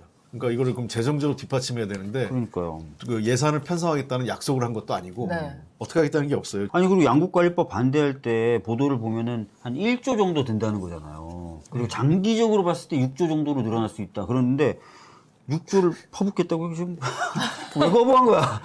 아니, 시장 경제의 가장 원적격이 미국이잖아요. 미국은 이미 1933년에 이런 법을 만들었어요.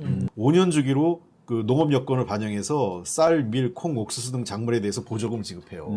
그때부터. 이거 이미 1933년부터 시행해 온 거예요. 맞아요. 사실은 그래서 그 미국만큼 농업에 대한 보조금을 많이 주는 나라가 없어요. 그렇죠. 유럽도 많이 줘요. 유럽도 많이 주죠. 그걸 모르나? 그러니까 제가 하나 상징적인 예를 들면 제가 문화체육관광위원장 맡고 있는 지가 한 7개월째 되는데 저뿐만 아니라 저 비슷한 다른 우리 당 상임위원장들이 똑같은 얘기가 그 지난 한 7, 8개월 동안 그 대통령실 관계자 또는 정부 측 관계자 아무도 와서 한 명도 그런 적이 없어요. 국정과제 이거 꼭 해달라고 도와달라고 한 사람. 더 제일 무서운 게 뭘 하겠다고 하면 저희가 협상도 하고 서로 주고받기라도 해보겠는데 아무것도 하지 않겠다고 하는 사람을 이 설득하고 뭘 하려고 하는 게 진짜 더 힘든 거죠. 그래서 우리가 정부 여당 발목 잡는 게 아니라 정부 여당이 야당이 하는 의회 권력이 의회에서 뭘 하려고 하는 거를 그 대통령실이 발목 잡는 거죠. 양국관리법 관련해서 각 당의 의견들이 찬반 토론을 했거든요. 그러니까 우리 당의 의원들께서도 뭐 격정적으로 꼭 필요하다는 얘기를 많이 하셨는데 국민의힘은 뭐 논리 나름 뭐 열심히 얘기하셨는데 논리가 하나는 맨날 나오는 그러면 지난 정부 때 왜 안 했냐라는 거고요. 두 번째는 이게 기본적으로 호남 농민들한테만 도움이 되는 거 아니냐. 그러니까 민주당 지지 기반에만 도움이 되는 거 아니냐라는 건 노골적으로 얘기를 하는데요. 최근 국힘의원들 보니까 중수청이라는 얘기를 쓰더라고요. 그분들이 그러니까 중도 수도권 청년, 그러니까 본인들의 타겟은 중수청인데 이 법안이 이 청년이나 수도권에서는 안 좋아한다라는 생각을 하고 있고 이거는 호남 지역 민주당을 위한 법안이기 때문에 반대를 하는 게 본인들은 전체 국민들은 반대 의견이 높아도 자기네 지지 기반에는 도움이 된다 플러스다라고 생각을 하는 것 같아요. 제2요구는 비밀투표였기 때문에 국민의힘에서도 농촌 지역을 기반으로 하고 있는 지역구 국회의원이 있어서 일부 이탈표가 나올 거라고 생각을 했는데 아쉽게도 거의 없었던 것 같아요. 거의 없었어요. 저도 이제 아마 이탈표가 나올 거다라고 생각을 했었는데 없었고 경북 지역이나 경남 지역에도 분명히 농사 짓는 분들이 많은데 이 국민의힘은 자신감이 있는 거예요. 그분들은 무조건 어차피 우리를 찍는다. 그치. 네, 이런 생각이 좀 있는 거예요. 저는 개인적으로 윤석열 대통령이 이 법을 반대한 이유는 이재명 법안이니까. 1호 법안이죠. 그런 생각이 있고 그다음에 재정당국에서 이거 시장 경제에 위배돼요. 이런 이야기 했을 것 같아요. 그런 부분이 있다고 보는데 결국은 이 수정 법안을 지속적으로 내고 말씀하신 것처럼 농민단체나 이런 쪽에서 뭐 지역구 의원 소환 운동이나 이런 것들이 일어나면은 총선이 가까워지면은 경북이라든가 경남 또는 뭐 충청권 지역의 국민의힘 의원들도 동요할 수 있다고 봐요. 자, 윤석열 대통령이 과거에 자신과 싸우고 있습니다. 본인이 대선 후보 시절에 그렇게 공약으로 내세우고 쇼츠까지 제작을 해서 널리 퍼뜨렸던 간호법 관련한 이야기. 정말 이 쓸데없이 이 여러 가지 딴지 걸기식으로 국민의힘은 사실 딱히 대안도 없어요.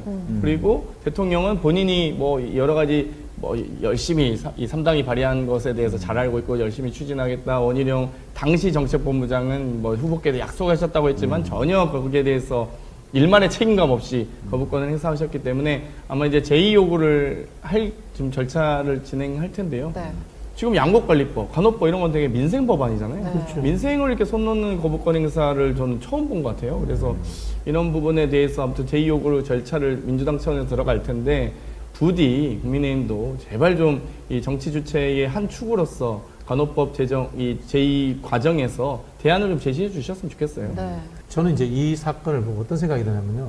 윤석열 대통령이 이 법안에 대해 제대로 이해 못했을 거예요. 양국관리법도 이해 못했을 것 같아요. 양국관리법도 그렇고 이 법도 제대로 이해 못했을 거라고 보는데 보건복지부 내에 뭐 친한 이제 관료가 있겠죠. 또는 이제 국민의힘 내에 국회의원들 중에 보건복지 상임위 오래 한 뭐 측근 이런 사람들이 있을 거 아닙니까? 근데 그런 분들이 잘 아시겠지만 친의사적이에요. 맞아요. 솔직히 말씀드리면.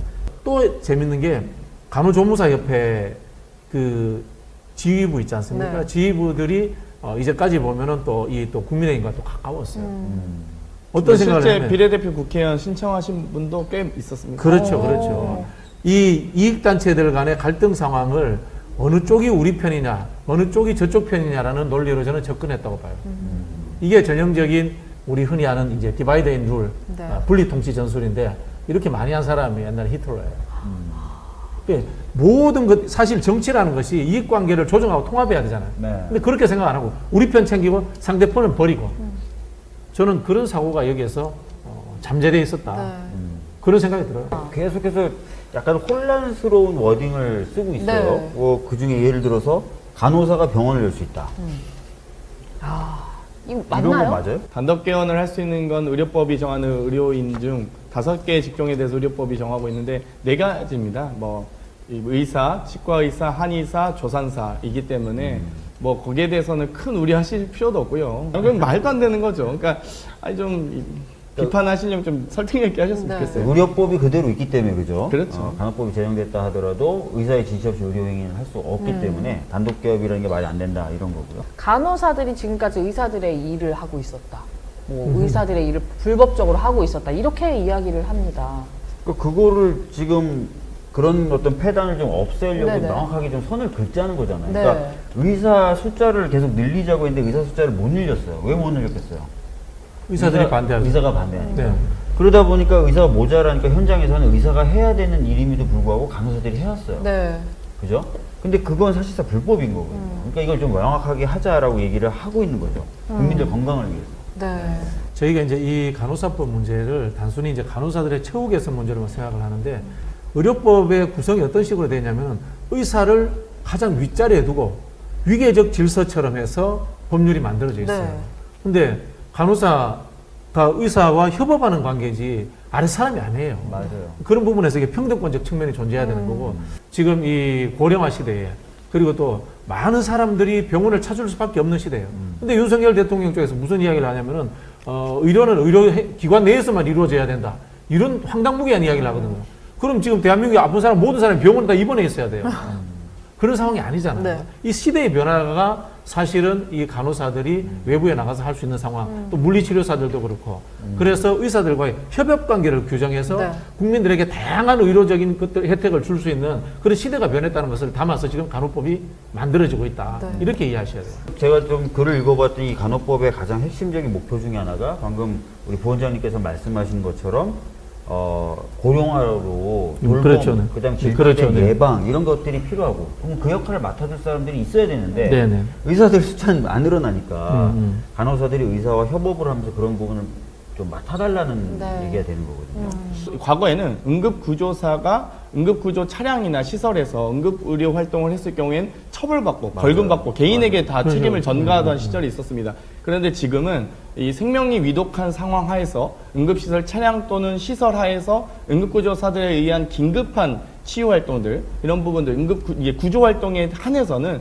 일정하게 면책을 부여하거든요. 그렇기 때문에 저는 이 간호사도 가장 중요한 건 우리 시민들이 여러 가지 어떤 이 질병과 이 재해에 대해서 안전하게 보호받을 권리를 어떻게 하면 명시할 수 있을까? 어떻게 하면 입법으로 혹은 제도화할 수 있을 것인가에 대한 논의인데 이걸 뭐 직역 간의 갈등으로 끌고 가니까 계속 국민 통합보다는 국민과 갈등 또 시민의 안전할 권리는 다 뒷전으로 밀리는 상황을 연출하고 있는 거거든요. 너무 좋지 않은 이 통치 방식인 거죠. 직업 간의 갈등을 야기하면서 간호사를 악마화시키고 있는 작업도 하고 있잖아요. 직업 간의 갈등을 야기시키지만 아까 우리 부원장님 말씀대로 의사를 되게 위에다 놓는 네. 거예요. 그렇죠. 그 갈등 구조인 거예요. 그러니까 사실 이게 좋은 갈등 구조는 아니에요.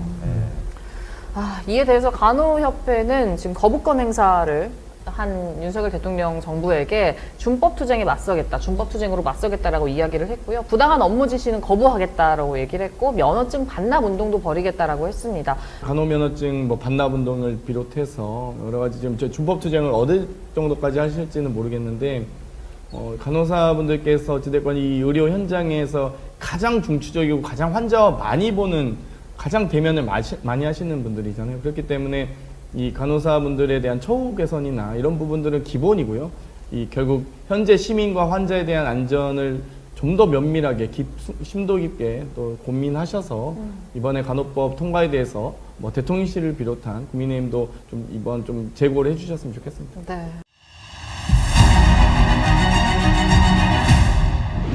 성관계는 부부만 가능하다.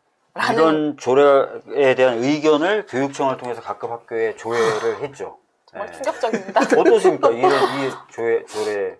저는 태조 이성계 법안인 줄 알았어요. 네. 그러니까 정말 시대착오적인 발상이 아닌가 싶은데. 더 재밌는 게 이렇게 이목이 집중되니까 여러 가지 그냥 민간단체에서 요청하는 거 이런 것들 포함해서 조회하는 과정이랐다고 하는데 공문을 보면은 의원이 조례를 발의하려고 하기 때문에 이걸 조회한다고 공문이 돼 있어요. 더 충격적인 건 학생들만 적용되는 조례가 아니에요. 학교에 직장을 두고 있는 성인들에게도 적용돼요. 교사까지도. 네. 정말 이건 시대착오적인 발상인데다가 처음에 저는 이거 누가 얘기하길래 진짜 제 귀를 의심했어요. 코미디죠, 코미디. 이거 누가 웃기려고 하는 거 아니에요? 네. 만약에 지금 이걸 검토를 하고 있단 말이에요. 그럼 검토하고 나서 이후 절차는 어떻게 되는 거예요? 설마? 서울시가 112명의 의석주 중에서 76명이 국민의힘이니까 네. 실제로 국민의힘 76명이 동의하면 가결되는 거죠. 아니 이렇게 되면은 학교 선생님들도 결혼 안 하면 성관계를 못 해요. 국힘이 시의회 다수당 되면서 TBS 예산도 삭감되고 맞습니다. 지금 답답한 부분들이 많은데요. 오늘 또 뉴스 본 서울에 있는 초등학생들이 농촌으로 좀 가서 거기서 학교 다니고 싶으면 지원해주는 프로그램이 있었대요. 덕분에 전남의 경우에는 꽤 많은 우리 서울 지역 학생들이 가서 공부를 했었다는데 그 예산도 다 삭감해버려요. 이제 박원순 시장님이 이제 중점적으로 했던 사업 중에 하나. 사업 자체가 폐지되게 생겼고 그 덕분에 전남 쪽 초등학교 다수가 폐교하게 생겼대요 지금. 그러니까 서울시의 주민자치회 같은 경우는 예산 다 90% 다 삭감했잖아요. 다행히 우리 당의 구청장이 있는 지역이나 구의회가 민주당이 이제 다수당인 지역은 그나마 이제 조금 저희가 보존을 하고 있는데, 진짜 무서워요. 많은 분들의 관심사죠. TBS 이야기입니다. TBS를 주민 조례로 진정한 시민 참여형 지역 공영 방송에 제대로 된 모습을 만들어 보자 이런 걸 이제 선포한 날이어서요. 많은 분들이 관심이 있었습니다. 주민조례가 뭐냐면 네. 주민들 2만 5천 분이 서명을 해주시면 주민들이 조례를 발의할 수 있어요. 네. 그래서 그 2만 5천 명의 힘을 모으는 걸 시작하자라고 선포한 날입니다. 오늘. 네. 지금 TBS 예산이 다 삭감돼서 뭐 알집 프로그램도 살 수가 없다? 뭐 이런 얘기까지 그렇죠. 나와요. 사실인가요? 그러니까 방송국이란 컨텐츠를 만들어서 시민들에게 사랑받고 그걸로 뭔가의 부가가치를 만드는 역할이잖아요. 근데 1년 운영비가 400억이 최소한 필요한데 서울시의 말씀은 232억 줄 테니 알아서 운영해 보세요라는 거예요. 지금 제가 오늘 말씀 듣고 너무 놀랐는데요. 지금 TBS FM의 한 주 운영 경비가 제작비가 90만 원 들어간대요. 우와. EFM은 한 주 제작비가 3만 원이랍니다. 저 말씀을 듣고 그 지금 3월 20일자로 이제 TBS 라디오의 작가분들이 다 이제 그만두셨죠. 퇴직을 하셨어요. 지금 PD와 아나운서 분들께서 직접 대본을 쓰고 있는 상황이라고 합니다. 오늘 아나운서 한 분도 그 기자회견, 선포식 기자회견에 오셨는데 본인이 직접 대본을 쓰신대요. 그러니까 아무런 뭐 도움을 못 받는 거죠. 프로그램이나 컨텐츠를 제작할 만한 여력이 전혀 없다는 거예요. 이런 상태로 놔두면 사실은 인건비로 그분들에게 드리는 세금인 230억 원 되는 돈도 그냥 날아가는 거예요. 일을 할 수 있게 해줘야 그 230억이 효과적으로 쓰이는 거죠. 좀 답답합니다. 그래서 좀 전에 또 주민조례 관련한 이야기를 또 해주셨잖아요. 내용은 지금 다 만들어진 상황인가요? 주민조례는 이제 가장 열심히 이 문제를 이제 집중해 오고 고민해 왔던 시민분들이죠. 이제 민원회 주도로 이제 여러 논의를 거쳐서 주민조례 안이 만들어졌는데요. 첫 번째가 서울시장은 이 TBS 미디어 재단에 대한 독립성과 지속 가능성 이런 것에 대해서 명확한 책임을 져야 한다라는 걸 규정해 놨습니다. 두 번째가 이제 보통 시청자의 역할, 주민의 역할이라고 하면 그냥 모니터링하고 시청자 의견 주고 이 정도 아닌가요 하는데요. 그런 정도가 아니라 실질적인 영향을 행사할 수 있도록 제도적으로 준비를 갖췄다는 것, 시청자 역할이 보장돼 있다라는 것이고요. 세 번째가 그렇게 한들 대표이사나 임원진 우리 마음대로 뽑으면 뭐 우리 마음대로 할 수 있는 거 아닙니까? 이럴 수 있잖아요. 대표이사를 선정하는데 시민 참여단, 시민 선출단에서 그 대표이사를 하겠다는 분들의 브리핑을 듣고 의견이 정리되면 그 의견이 적어도 50% 이상 점수에 반영되도록 구조를 만들어놨어요. 그 임원 후보 추천위원회도 시민들이 참여할 수 있고요.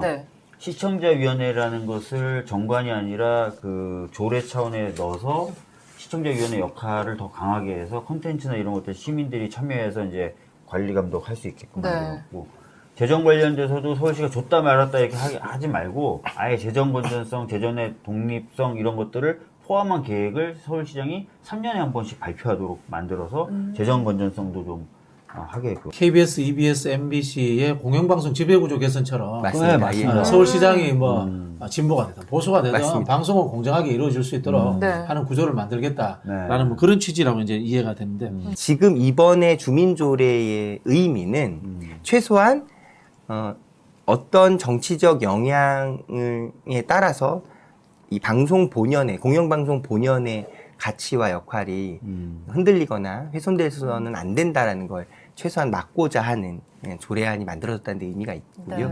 민주당이 발의했으니까 국민의힘은 찍지 않아. 혹은 반대도 국민의힘이 발의했으니까 이런 관점이 아니고요.